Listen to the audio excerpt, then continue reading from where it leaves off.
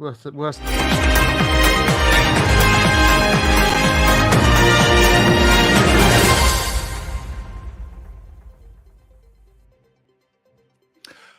Hello. How are you, my dear chaps and chapesses? Welcome to the News and Views with the EV Café. 30 minutes of what's happening in zero-emission transport with expert analysis from the EV Café crew. Brought to you this week in partnership with Europe Car. Take charge, make change, drive electric.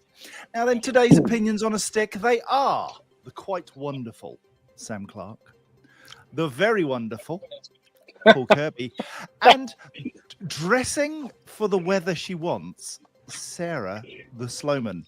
How are you all? Very good, very good. Very good, thank you. Good. Now, Sam, you're at home. Sarah, you're at home. Paul, you are in a flat cap, which suggests north of Watford. He's in a home. E-baggle. I'm in a mobile. He's literally in a home. Yeah, a camper van, an electric camper van, everybody. Everything electric. That's where I am. And are you on your own? Are you Billy No Mates? No, I'm not. So first of all, there's Caroline. So she's down there. And the working department. But better than that, I've got a massive collective. Quick hello to Richie. Hey everyone, how's it going? Hey, Ian Thompson, everybody. So Ian Thompson, master of questions. We've got Lindsay Yeoman. I can't remember what he's doing these days. And Ramsey! No icicles at all. No icicles, not one. This. Oh, hang on. Let me pop you in there so you can hear. Can you hear? I can. You can now. So this is Chris Ramsey, everybody, fresh from Pole to Pole expedition. So if you've got a question for Chris Ramsey, please kind of fire it into the chat somewhere, and he might be able to answer it. He is speaking at 12:15. 12 o'clock today. 12 o'clock today in Harrogate in the Yorkshire Showground, here at Everything Electric. So, but we haven't got time anymore. Anything to say, Chris? No. Hello. Well, no. Hello, everybody. Fully chat, Everything Electric guys. And it's going to be amazing here, but also EV Cafe crew, you're doing amazing stuff, and looking forward to answering people's questions.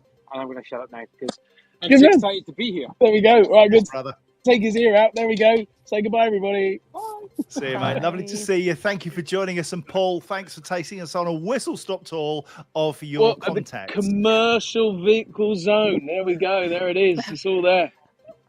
Anyway, okay, the FOMO's real. We'll leave it alone. He's a happy boy. Right, okay. Grab a cuppa, plug in to what's been happening in zero-emission transport this week. Coming up, hopes of visible roadside EV charge point pricing like at a petrol station have faded. Uber offers a £5,000 electric car grant for London drivers. Argon and Lion Electric drive sustainable transportation forward with vehicle-to-grid innovation, much needed. Self-driving vehicles are set to be on the roads by 2026. Not in my world, they're not. And EV scrappage rates are lower than similar aged internal combustion engine vehicles. Interesting. So hang on for that one. But first, great news. The All-Star have added Tesla to their network, enabling fleets to charge wet fuels and Tesla EV charging, amongst others, through one card. And we're also delighted that Power have partnered with Motability Operations to create a new app, Motability Go Charge App. Many Motability customers lack off-street parking, so a simple public charging experience is a must, and we talk about this a great deal. And they have removed pre-authorization and simplified the many apps and cards into one app that makes electric driving easier. Another massive step forward to simplifying the lives of EV fleets and drivers for both companies. Bravo, say us. Shall we crack on? Yes. Go on then. EV drivers shouldn't expect to see roadside totems that display prices for electric vehicle charging, much like you get at diesel and petrol stations anytime soon. While Fair Charge, the EV campaign group, and motoring groups have called for totems to be introduced, Charge UK, which represents the UK plug-in vehicle charging industry, says government regulations do not explicitly require operators to provide pricing on boards. The EG Group is likely to remain an outlier for the time being after its decision in April this year to roll out pricing totems at around 50 of its EV charging locations, as well as every new location in the future. This is just my humble opinion. This is a massive mistake by Charge UK.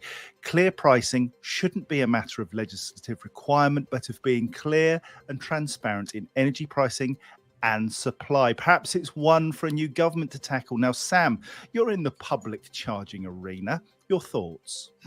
Yeah, I was just talking about this topic, funnily enough, this morning, not directly in regards to totems, but more about dynamic pricing. And very much is my humble opinion that is coming down the road quite quickly. And as such, there will be a far greater volatility is the wrong word because it's not volatile in a negative sense. But I think there'll be a lot of changes in terms of the way in which energy is distributed, time of use, etc., going forward within the public domain. So I think it's a bit of a dangerous game, this one, because on the petrol and diesel side, it's a price fluctuation every how often does it change? Every day, every week, maybe? I don't know, even every month. But it's a possibility in the future that energy prices could fluctuate by every half an hour. So I think there's a risk factor here that you create an immense amount of complexity if the prices is constantly changing on a totem. So not quite sure what the right answer is, but I think it's going to be different to the wet fuel scenario when we shouldn't make a comparison between the two too quickly, whereas we're used to a totem being a traditional place to display pence per litre. So yeah, it's an interesting one. I think there's a lot more debate that needs to happen in terms of how we present information, we being the industry, and everyone's going to have a different opinion on the way in which prices should be displayed. Yes, it needs to be clear, but at the same time, it's going to be a fluctuating value. So how do we put that to the market in the most coherent way?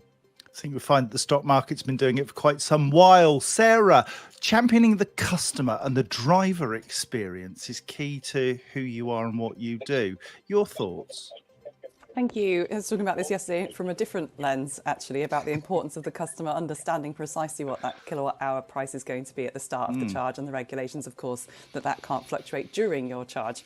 I believe that's correct. The second thing is a shout out to the EV Rally, whose job really is to showcase this stuff and sort of determine whether it's right for the mass market, and we're the sort of pioneers that go forward and test that. And we went to York, where there was a huge charging hub, big enough even for the trucks to charge, and there was a gigantic totem there, and we all remarked how wonderful that was. It was also a little useless because it wasn't next to the roadside. The whole principle of the totem was that you could, as a consumer, choose great visibility. But I think with the rise of the connected car, it's going to be very obvious what prices are along the motorway pretty soon. There's a lot of work going on behind the scenes with OEMs and companies like ours trying to work out how to get that payment option and price clarity ready for the consumer way ahead of time. And Paul, for the commercial fleet, certainty is quite important in terms of cost for charging. Do you think a totem would help fleets manage their costs better? In all honesty, no, probably not. I don't think that's going to really make the difference. That I think it's more of a consumer-led thing. I think the most important thing for any commercial fleet is the availability of the charger. So, is the charger available? Which I know the technology is now coming into vehicles, as Sarah pointed out, and is in most of the apps that are coming out. Certainly the apps that we've talked about today. And I think that's the critical thing. I think whether it's 74p or 79p or 63p or 89p, whatever it is, it doesn't really, it makes a difference, but it's not the critical thing that at that moment when they need the charge.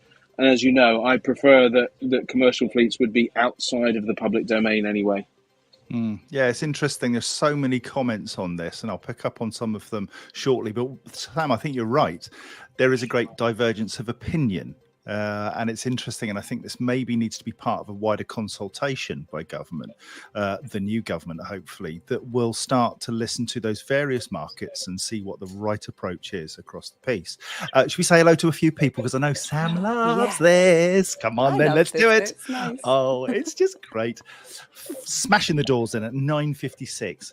Once more, Dev Chakravarti, and I've got a sneaky suspicion that's 2 weeks in a row. Can he do it 3 weeks in a row next Friday? Let's see. Teresa Swift, she was really narked because she thought she was in early at 9:57. Lovely to see Scott Eady with a massive, big shout, literally. Good morning. Harrogate, I suppose.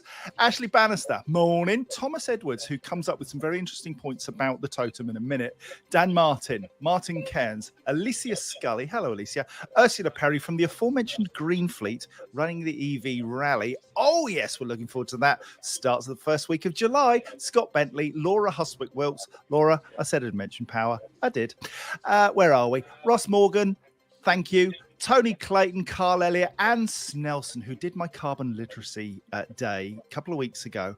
Utterly amazing training. If you see or can get hold of Anne Snelson and that carbon literacy course, do it. I thought I knew some stuff.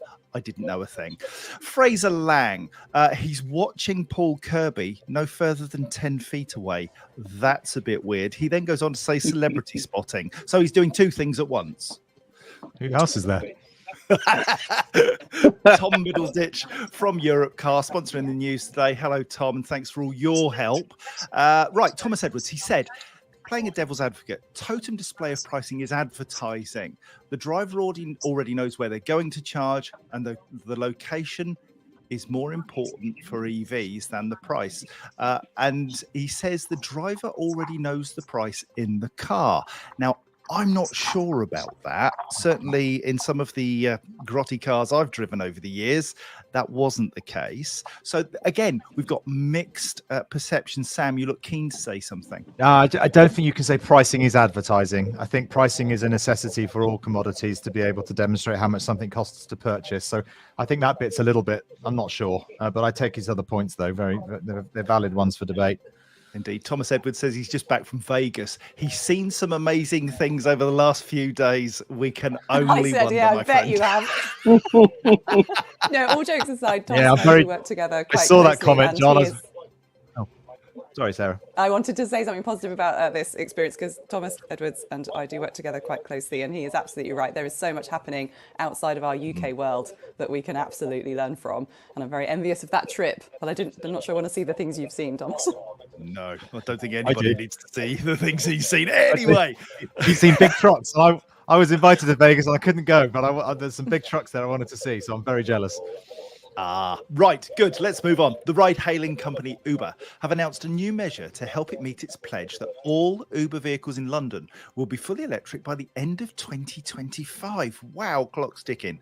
Uber is making £5,000 grants available to its drivers in London who switch to an electric vehicle. Drivers can spend their grant cash as a lump sum on an EV purchase or on weekly payments for rental or rent-to-buy agreements. Uber have also secured discounts of between £12,000 and £17,000 on selected EVs for its drivers. Wow. I think the thing that struck me about this story, Paul, was that this must be sending out ripples in the black cab industry because you've got this massive injection of funding going into Uber, which is already battling with black cabs for business. That's got to be a good thing for the customer, surely. I think ultimately anything that creates competition in a healthy way is good news, right? I think Uber have often battled to get into the London realm in particular and have been excluded at times. But, arguably they are doing a lot for the industry and kind of pushing the electrification message and driving drivers to go towards electric. So I think it's got to be a good thing for sure. Now, Sarah, I wonder, is Paul right? Do you use Uber a lot when you're in London? Or do you take a black cab? Well, as you know, no, I don't at all. As you know, I do prefer the Lime bikes or the scooters because I just find them more satisfying and quicker, and I don't have to talk to anyone, which is great. But we did actually cover a story similar to this. This is a great evolution, a great finger on the pulse once again by the EV Café. We covered this on one of our EV Café monthly webinars when the news was only once a month, and this was where they teamed up with Hertz. Rental companies are available, but that was a direct link between Uber and Hertz. So Hertz were going to be the cash injection for Uber drivers in London and Paris, and I think 3 other global cities. So this is great to see the innovation evolve onto actually putting the empowerment in the drivers to own a car if they wish, rather than to have to just lease to enable electrification. 2025, seriously ambitious, but I think they can do it. Yeah. Now, Sam, public transport, that's where, you have to share with other people. Any thoughts at all? Yeah. Thanks. Thanks for clarifying, Mr. Curtis. No, look, as the other guy said, it's really, really good news, right? And let's not forget that whilst all of the new electric taxis in London are brilliant, they've also got a petrol generator bolted into the boot. Whereas Uber is looking at pure battery electric vehicles, not ones that are creating energy from burning fuel.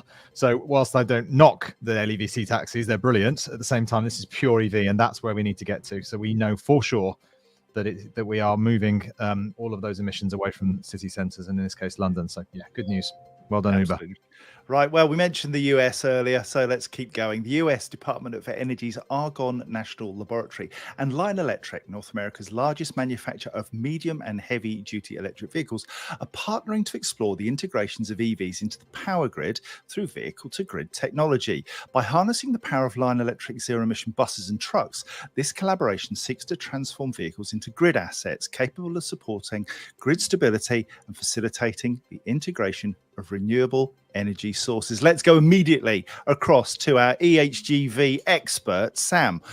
Now, this is a collaboration. This is not new in concept.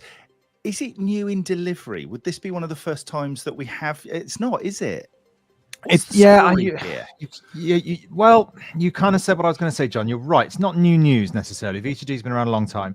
I think what's interesting about this, though, is that we're talking about heavy-duty vehicles, and that's coaches and buses with colossal batteries.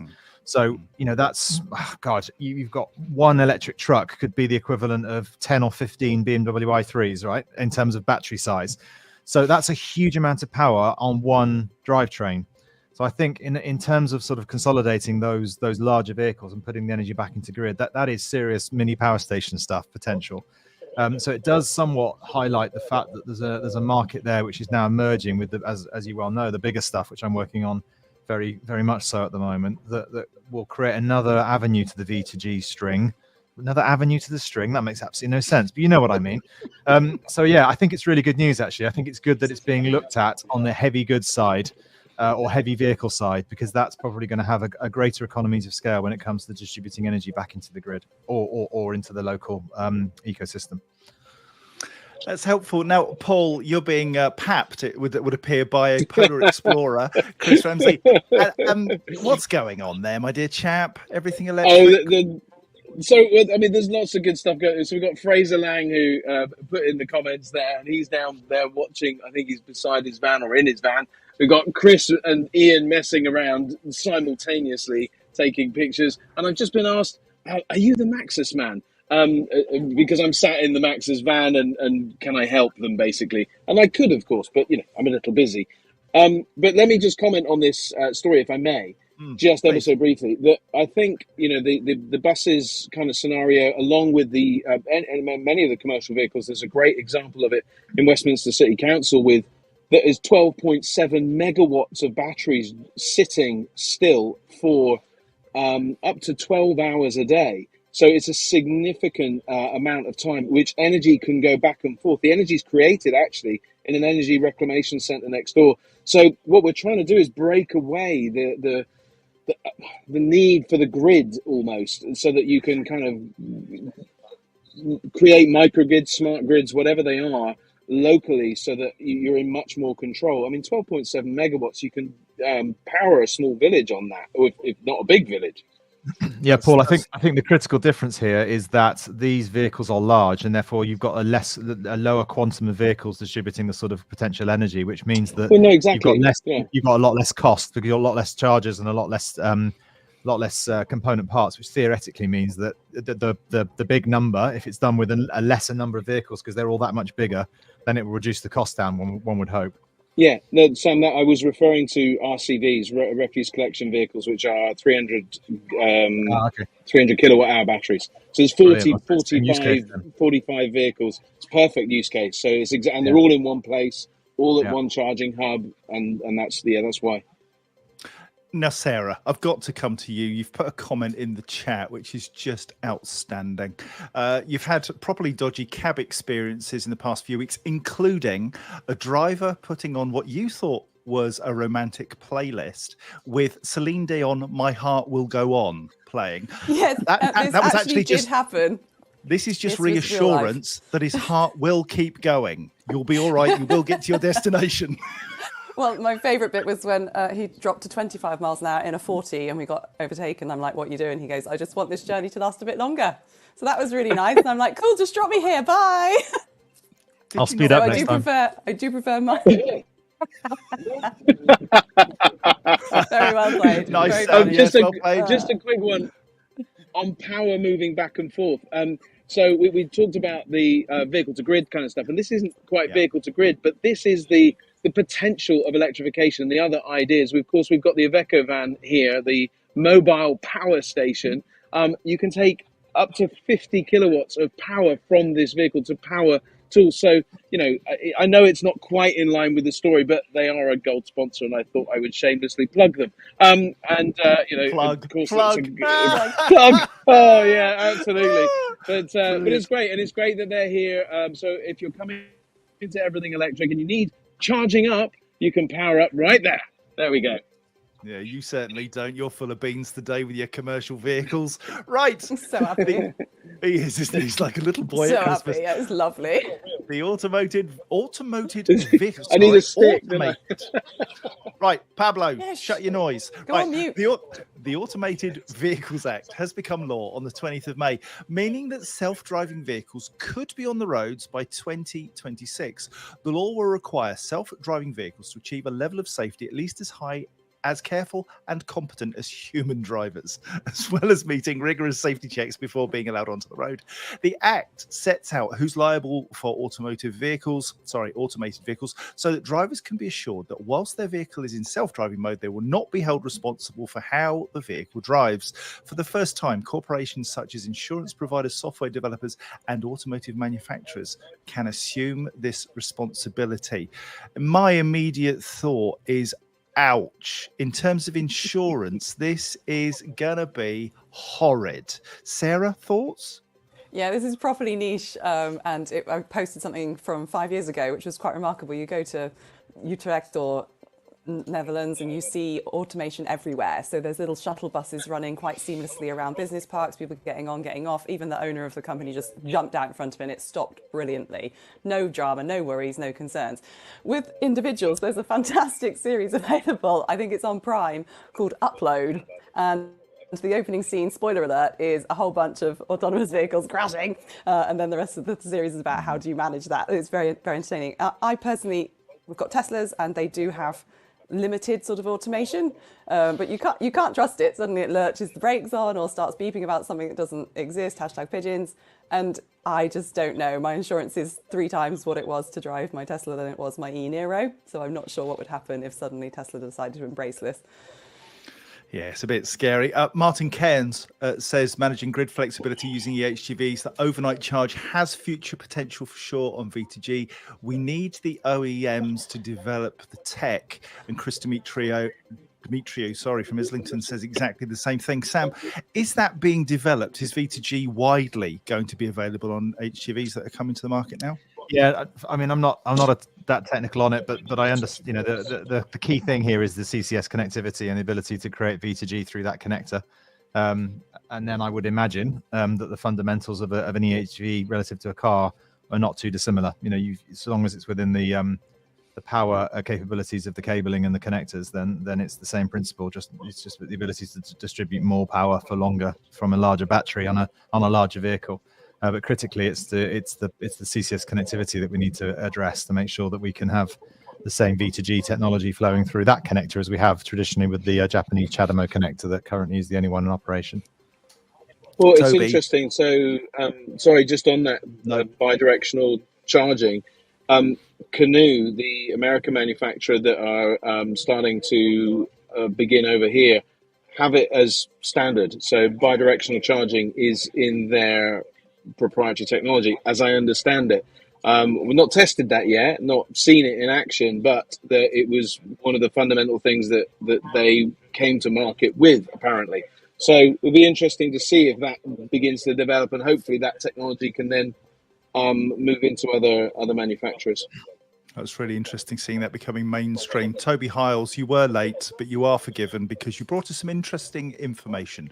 A big inclusion in the Act is also the requirement for all new traffic regulation orders, or TROs, to be digital. That's going to be game-changing for UK roads now, and it should be. We don't know when, though, Toby. I understand from your latest comment it could be 1st of April 2025. They'll have to have compliant software in order to create them, which is good news because TROs can be an absolute pain in the backside to try and get delivered. So good news. Right, let's move on. Contrary to industry fears, there is no evidence that electric cars are being scrapped at a higher rate than ICE vehicles due to significantly higher repair costs, according to data experts CAP HPI. In fact, petrol and diesel cars are being written off and scrapped by insurers at double the rate of electric vehicles. Here's some examples. So in under 1-year-old vehicles, 0.13 of EVs were scrapped as opposed to 0.18 for ICE. Under 3 years, 0.09 for EVs, 0.18 for ICE, and under 5-year-old EVs, 0.13 and 0.33 for ICE.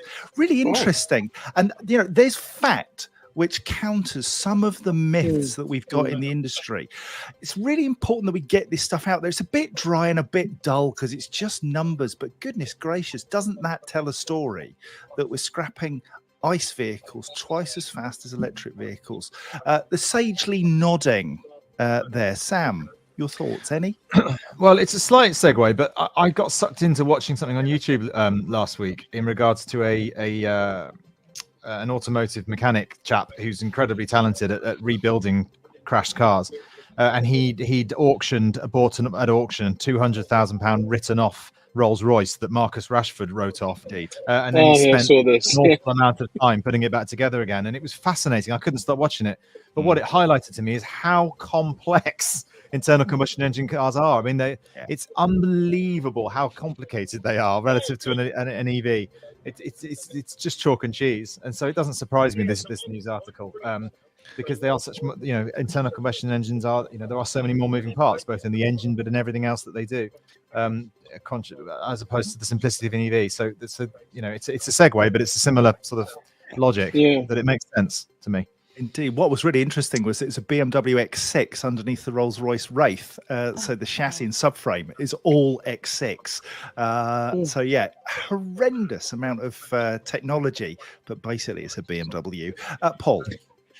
Well, I'm reflecting on both the previous article and this article. I think this kind of research is essential if we as consumers are to get reasonable prices from insurers, because I think insurers are very afraid. Well, in fact, I know that they are very afraid of electric vehicles. I'm trying to get insurance at the moment, road risk insurance, which is normal motor trader insurance, so that I can buy and sell these electric vans. And I'm telling you now, it is proving very, very challenging.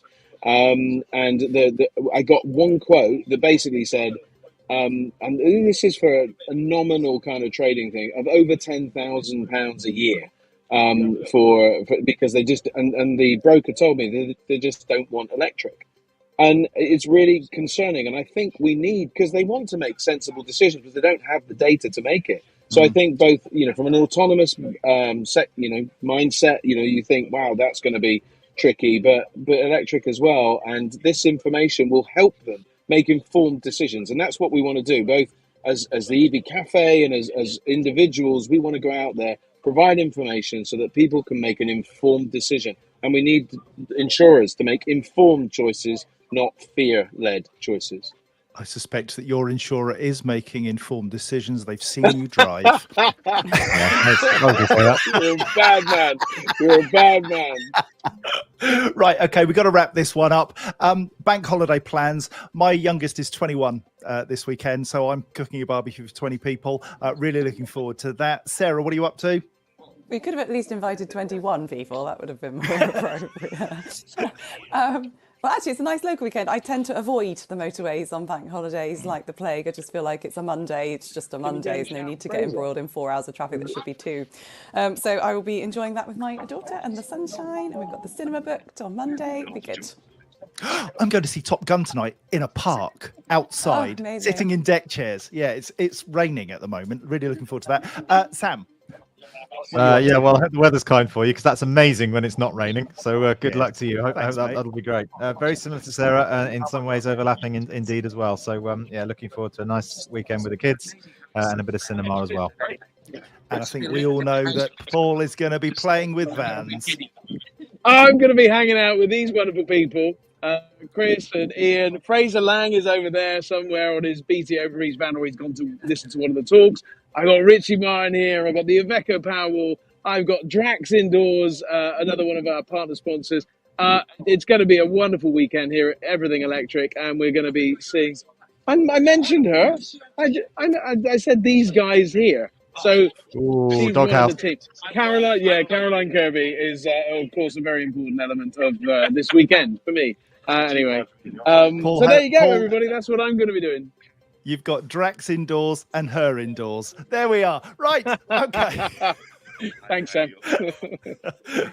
If you've got any clean transport, PR, or news stories you'd like us to cover, please send them to us at hello@evcafe.org. Until next Friday, it's goodbye from me, and it's goodbye from my wonderful friends. Say goodbye, everybody. Goodbye. Hey! This has been an EV Cafe production brought to you this week in partnership with Europe Car. Take charge, make change, drive electric.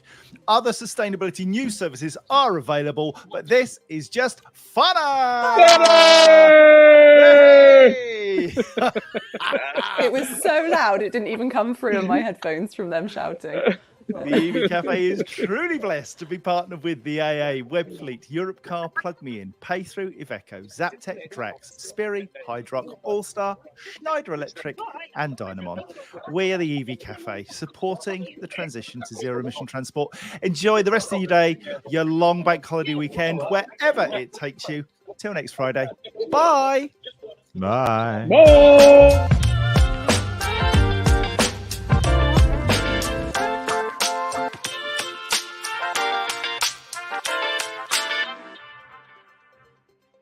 Hashtag FOMO, hashtag pigeons.